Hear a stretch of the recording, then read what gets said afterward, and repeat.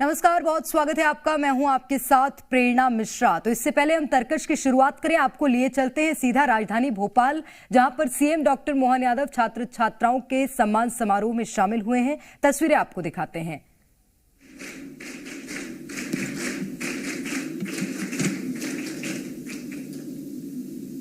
NSS के इस कार्यक्रम में मंच पर विराजमान पूर्व मंत्री यशस्वी विधायक श्रीमान ओम प्रकाश सकलेचा जी, एसईएस हमारे अनुपम राजन जी, मंचस्थ सभी अधिकारीगण, सभी प्राध्यापकगण, प्यारे मित्रों,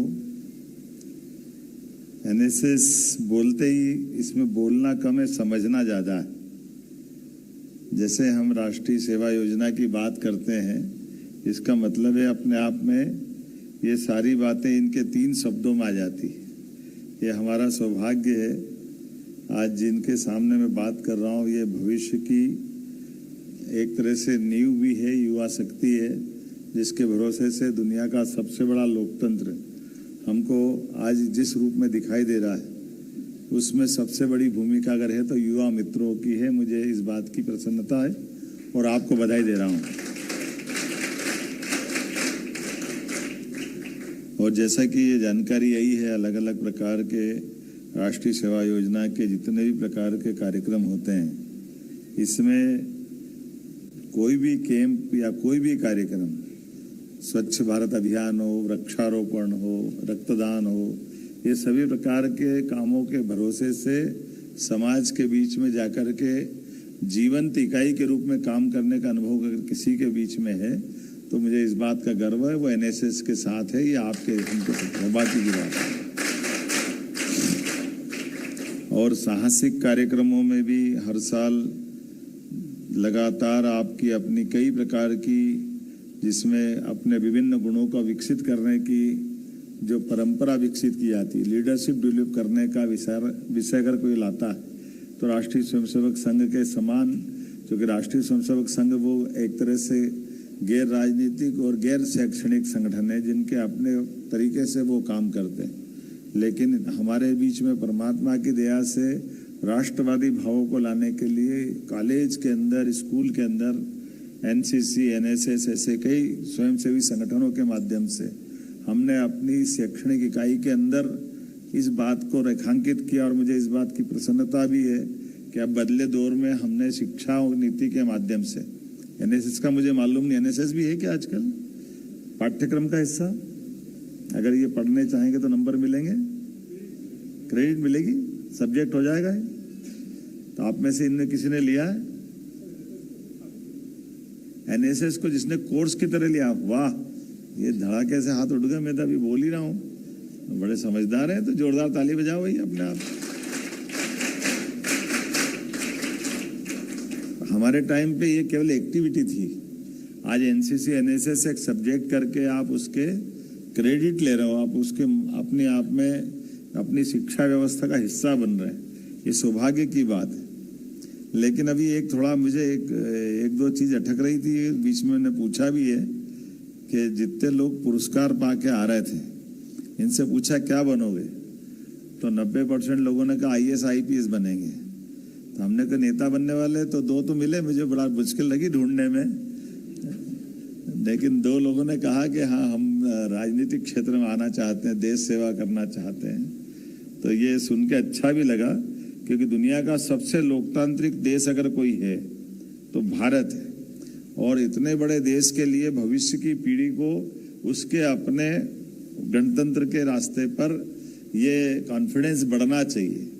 हम सब जानते हैं, मैंने बीते कल अपने प्रावीण्य सूची में आने वाले विद्यार्थियों को स्कूटी दे करके उस समय विस्तार से बात कही थी कि हमारे विद्यार्थियों को भविष्य की दृष्टि से जो जिस प्रकार से आपके सपने हैं वो सब सच होना चाहिए, ये परमात्मा का है। लेकिन यशस्वी प्रधानमंत्री श्रीमान नरेंद्र मोदी जी ने सरकार के लेवल पे, उनके नेतृत्व में देश और आपके सबके सहयोग से मैं प्रदेश के लिए आज ये व्यवस्थाओं के साथ खड़े हैं कि जिनके भरोसे से मध्य प्रदेश के युवा भी जो आप चाहो वो सब आपको मिले, जो आपके सपनों में आपके कलर भरना चाहें वो सारे रंग आप भरें। मैं खास करके आज के इस दौर में वो दौर गया कि जब हम अपने आप को किसी एक सर्विस के दायरे में देखते थे। सर्विस सब सम्माननीय होती है, लेकिन मुझे थोड़ा अटपटा लग रहा था कि इसमें शिक्षक करके भी बोलने वाले कोई नहीं मिले। तो शिक्षक भी नहीं बनना चाहते, लीडर भी नहीं बनना चाहते, खिलाड़ी भी नहीं बनना चाहते, व्यापारी भी नहीं बनना चाहते। और ऐसे में आप बताओ, भारत को नंबर 1 का देश बनाना है तो बनेगा कैसे? बनेगा क्या? आपको अंदाज लगाओ इस बात का इस तरह से कि हमारी सारी सर्विस सेक्टर को जोड़ लो, कितना है? देश की आबादी कितनी है? कितनी है? 140, 142, 45, जो भी बता दो। और ये सारे पदों की सर्विस के जोड़ के बताओ कितने लोग हैं?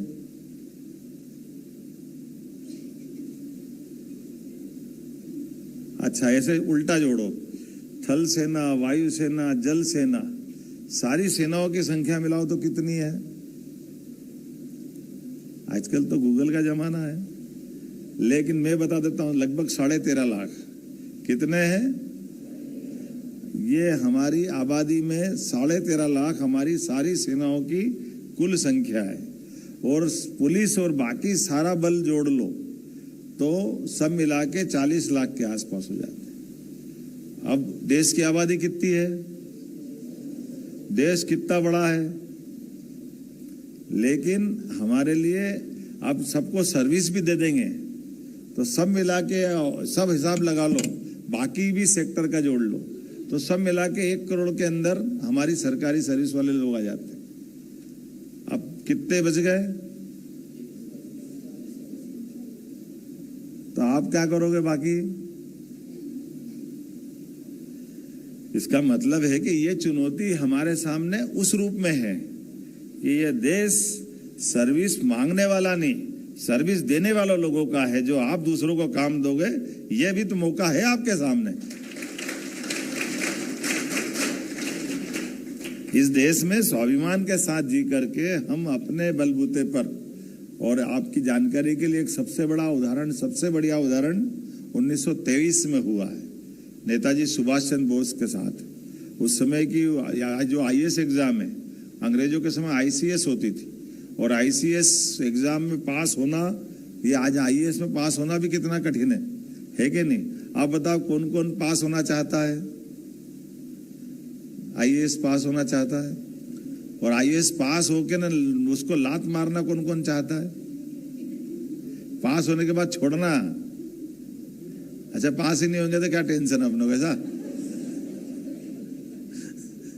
लेकिन ये उदाहरण है अपने सामने अंग्रेजों के शासनकाल में 1923 में। आमतौर पे अंग्रेजों के समय बड़ा घमंड चलता था उनको कि हमारी एग्जाम पास करेगा को तो बड़ा मुश्किल है भारतीय व्यक्ति को पास होना, क्योंकि भारत का उस समय का जो नक्शा था उसमें बांग्लादेश, पाकिस्तान, वर्तमान का अफगानिस्तान, बर्मा, ये पूरे हिस्से भारत के माने जा रहे थे। लेकिन ऐसे में वो एग्जाम इतने सारे लोगों को मिला के करते थे, और उसके बावजूद भी पास जो होते थे बड़ी मुश्किल से कोई भारत के गिने चुने लोग पास होते। ऐसे में नेताजी सुभाष चंद्र बोस प्रावीण्य सूची में आए, और प्रावीण्य सूची में आकर के उन्होंने कहा मैं पास होके इसलिए दिखा रहा हूं कि ये कहते कि भारतीय लोगों में दिमाग नहीं है, वो उनकी हमारे बराबरी नहीं है, तो मैं बराबरी भी कर रहा हूं, आपसे बेहतरी भी कर रहा हूं। उसके बाद आपकी नौकरी नहीं करना, ये आपके, आप क्या बोलोगे इसको, जो बोलना बोल दो, ठीक है कि नहीं? शब्द बोलना अच्छा नहीं जिस स्तर से, लेकिन ये उनका घमंड तोड़ने का उदाहरण हुआ कि नहीं हुआ? और देश सेवा के मार्ग, उस समय तो, आज तो आप आराम से सब बैठकर कहीं भी आ रहे जा रहे हो, उस समय सरकार के खिलाफ बोलना, अंग्रेजों के खिलाफ बोलना, उनसे कोई बात को उठाना, इसका मतलब जेल जाना। और जेल में कितने अत्याचार होते थे, पता नहीं क्या क्या होते थे। तो सारी बात को सहन करने के लिए कष्ट ही कष्ट थे जीवन में। लेकिन इस देश के युवा शक्ति, और एक वो नहीं, और भी लंबी परंपरा है। चंद्रशेखर आजाद, भगत सिंह, मदन लाल ढींगरा, आगे बहुत लंबी लाइन है, लेकिन सबका एक ही मंतव्य था कि देश आजाद हो और इस देश के भविष्य देश के नागरिक बने, देश के नागरिकों के भरोसे से देश आगे बढ़े। और मुझे इस बात की प्रसन्नता है, स्वामी विवेकानंद ने इस बात की घोषणा कर दी थी लगभग 125 साल पहले कि न केवल 21वीं शताब्दी तक भारत आजाद हो जाएगा, 20वीं शताब्दी में देश आजाद हो जाएगा, ये उनने घोषणा कर दी उस समय। और 21वीं शताब्दी दुनिया में सबसे नंबर 1 का देश कोई बनेगा तो भारत बनेगा, ये विवेकानंद की घोषणा है 125 साल पुरानी। और उसका परिणाम अपने को दिख रहा है। आज दुनिया के अंदर 5वीं इकोनॉमी अगर कोई है तो भारत है, और केवल 4 कदम दूर है। आप दोनों देश हमारे आगे पीछे हैं, मैं दोनों जगह होके आया हूँ, 2003 और तीसरे नंबर और चौथे नंबर। तीसरे नंबर पे जापान है, चौथे नंबर पे जर्मनी, और दोनों को पीछे छोड़ते हुए भारत तीसरे नंबर पे आने वाला है। लेकिन भगवान चाहेगा तो आप सब बड़े होते हुए देखोगे। हम में से कितने रहेंगे मालूम नहीं 2047 तक, लेकिन 2047 तक भारत नंबर 1 का देश बनेगा, इस बात में कोई शंका नहीं। भारत निश्चित रूप से अपने उस नंबर 1 के अंक को हासिल करेगा। लेकिन भारत को आगे बढ़ने के लिए भारत की अंदर की इच्छा क्या है? कोई देश आगे बढ़ना चाह करके क्या चाहता है? एक प्रश्न इसका है। उस प्रश्न में आपके बीच में ये जो 3 शब्द छिपे हैं, उसी में छिपा हुआ सारा विषय। इसमें लिखा है राष्ट्रीय सेवा योजना। और राष्ट्रीय सेवा योजना जैसे आप करते हो तो हमारे लिए सबसे पहला शब्द हो जाता है हमारा राष्ट्र। सेवा योजना तो समझ में आ जाएगा, लेकिन राष्ट्र की पहचान कैसी है? तो भारत की पहचान दुनिया में सदैव वसुदेव कुटुंबकम की है। हमारे लिए तमसो मां ज्योतिर्गमय, हम तो हमेशा अपने प्रकाश से दुनिया को आलोकित करना चाहते। भारत वो देश है जिसने दुनिया पे कभी कब्जा नहीं किया, लेकिन सच्चे अर्थों में मानवता की स्थापना करने के लिए, दुनिया में अज्ञानता का अंधकार दूर करने के लिए, दुनिया में अच्छाई की स्थापना करने के लिए भारत का जन्म हुआ है। इसलिए भारत उस स्थान को चाहता है। वो किसी की संपत्ति नहीं चाहता है, किसी के भूभाग नहीं चाहता है, किसी को लूटना खसोटना नहीं चाहता है, लेकिन दुनिया में अच्छाई बांटना चाहता है। इसलिए आज के इस अवसर पर मेरी अपनी ओर से राष्ट्रीय सेवा योजना के जो गुण विकसित करने का इसके माध्यम से जो उपक्रम चलता है, आमतौर पर कॉलेज की डिग्री के साथ जीवन के बाकी गुणों से भी आपको युक्त करते हुए सच्चे अर्थों में आपको पूर्ण रूप से नागरिक बना करके नागरिक कर्तव्यों का आपसे जो परिचय कराने का अभियान चला रहे हैं, इसी को तो राष्ट्रीय सेवा योजना बोलते हैं। मेरी अपनी ओर से आप सबको बधाई, बहुत बहुत धन्यवाद।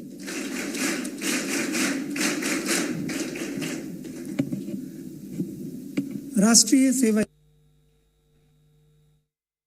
रहे थे सीएम डॉक्टर मोहन यादव को। आप सुन रहे थे समारोह में शामिल हुए हैं मुख्यमंत्री डॉक्टर मोहन यादव। उन्होंने छात्रों को संबोधित भी किया है। तो आज छात्र छात्राओं का ये सम्मान समारोह है जो कि मुख्यमंत्री निवास में आयोजित किया गया है, और यहां पर सीएम डॉक्टर मोहन यादव ने उन्हें संबोधित किया। भारतीय जनता पार्टी के सीनियर नेता मंत्री ओम प्रकाश सकलेचा भी इस दौरान इस कार्यक्रम में शामिल हुए।